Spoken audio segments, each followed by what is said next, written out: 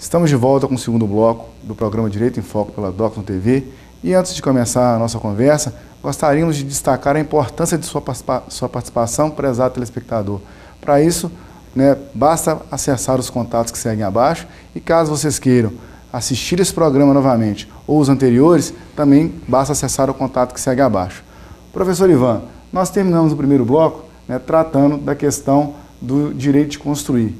E falamos, ao final, do mau uso dessa propriedade, do mau uso dessa construção. O que isso pode acarretar de prejuízos aí para essas relações sociais que nós temos? Professor Oscar, esta é uma questão realmente pertinente. Cada vez mais chegam aos nossos escritórios, a gente ouve falar nos jornais, o problema que surge entre os vizinhos por causa do mau uso da propriedade.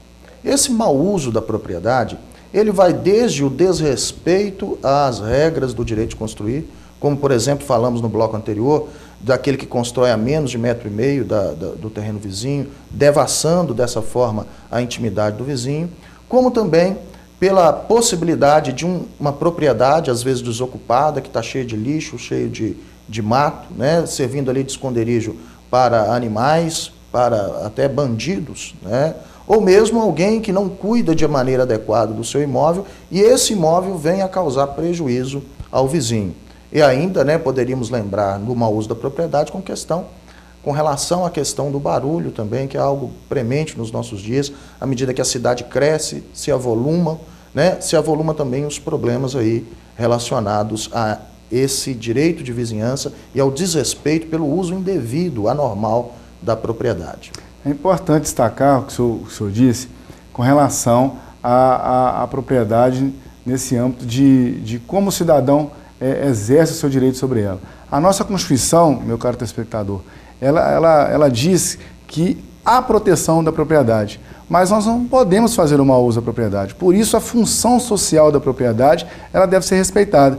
E nesses casos aí, por exemplo, de deixar um lote vago, com animais, com o mato crescendo, é possível esse indivíduo que possui esse lote perder essa propriedade em razão desse mau uso?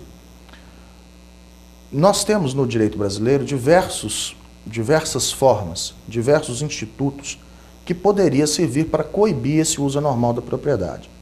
Vamos imaginar um possuidor, um proprietário, melhor dizendo, que tenha um imóvel que está desocupado, que ele não toma conta, que ele não cuida.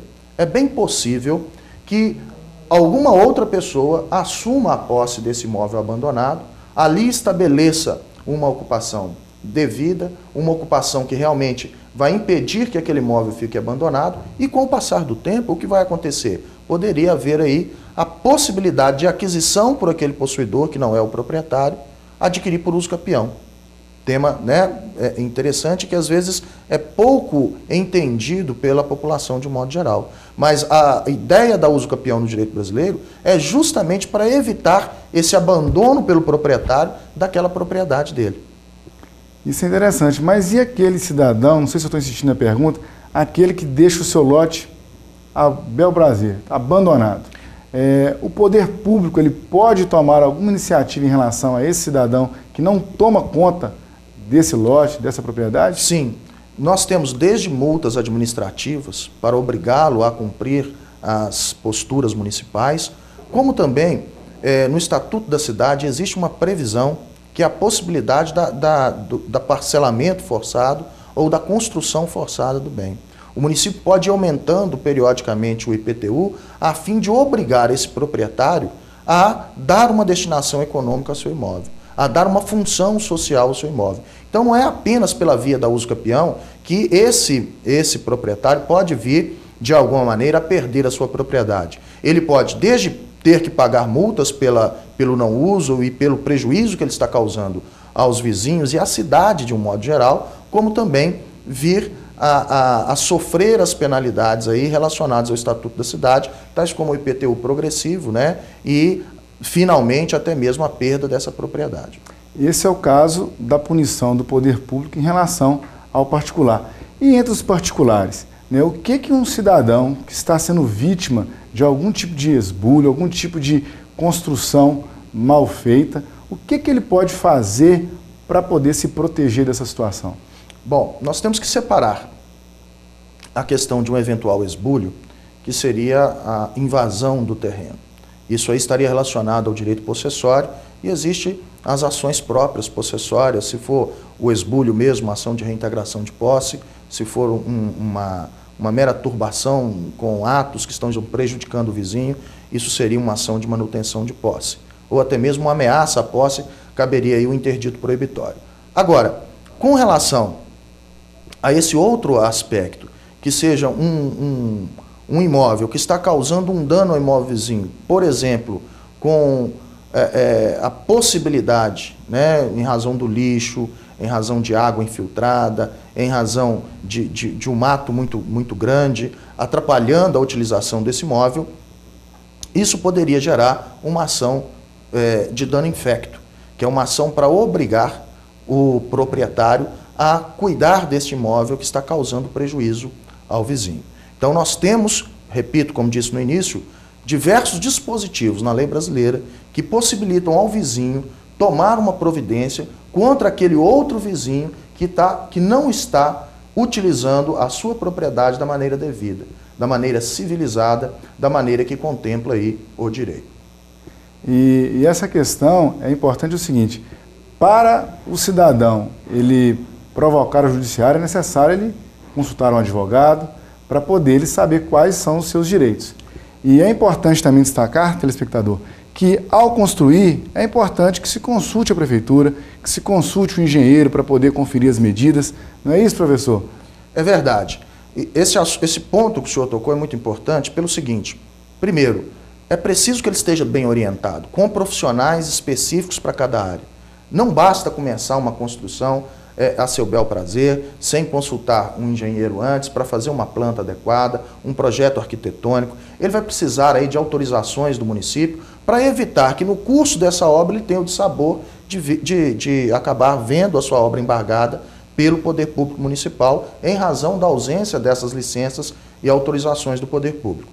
Com relação à possibilidade de ele buscar fazer valer o seu direito de propriedade que está sendo prejudicado pelo uso anormal da propriedade pelo outro, é imprescindível uma consulta prévia a um advogado, levando ali, contando adequadamente os fatos que estão acontecendo, se ele tiver alguma prova, alguma fotografia, algum boletim de ocorrência, isso é muito importante, levar ao advogado, consultar isso antecipadamente, e até melhor do que entrar em conflito com seu vizinho, né, tentando resolver aquilo de maneira pessoal, direta, né, com o uso das suas próprias razões, o que levaria até a esse vizinho que estava sendo ofendido passar a ser o ofensor.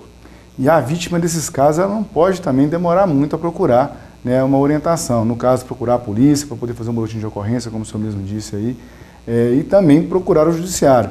Ele ficando inerte, né, o seu direito também pode sofrer algum tipo de prejuízo na busca dessa solução.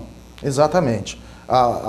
O Código tem por padrão um tempo que é chamado prazo de ano e dia, que é o tempo básico, tanto lá nas ações possessórias como aqui no direito de vizinhança, é o tempo máximo que ele pode aguardar para poder tomar uma providência. A lei entendeu que esse prazo é o prazo mais suficiente, mais do que suficiente, para ele consultar um advogado, para ele preparar as suas provas e para que finalmente essa ação seja proposta e ele tome as providências devidas dentro do direito. Mas lembrando, o prazo de um ano e dia é um prazo muito longo. Ele deve tentar fazer isso o quanto antes possível, tentar registrar as ocorrências, os fatos que estão acontecendo, a fim de suportar a eventual ação que for proposta.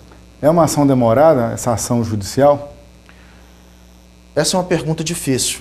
Por quê? Porque a gente vem sempre falando, e não é surpresa para ninguém, não estou dizendo nenhuma novidade, que o nosso judiciário tem sido moroso, não só por culpa, né, dos magistrados, mas principalmente por causa do grande volume de ações, a pouca presença do pessoal aí e por diversas questões que não é o objeto da nossa discussão. Então toda ação acaba sendo demorada, mas a grande vantagem dessas ações é a possibilidade de obtenção de uma medida de natureza liminar que pode ser concedida pelo juiz no início do processo. Lembrando aquilo que eu falei antes, essa medida liminar só será concedida se efetivamente o autor conseguir demonstrar com provas que aquele fato que ele está narrando e que lhe está causando prejuízo realmente aconteceram. Daí a importância daquilo que nós falamos, dele registrar as ocorrências, dele tirar fotografias, dele se cercar de testemunhas a respeito dos fatos, a fim, né, de servir depois para esta ação. É importante a atenção nesse caso, né, de ambas as partes envolvidas, justamente para poder evitar esse problema, porque judicialmente a demora ela é latente, ela é presente, e para a gente poder resolver uma situação de uma maneira mais rápida, né, mas eu queria agora que a gente abordasse a questão da relação pessoal de um vizinho com o outro. Mas para isso a gente vai primeiro para um breve intervalo. Programa Direito em Foco pela Doctor TV retorna já.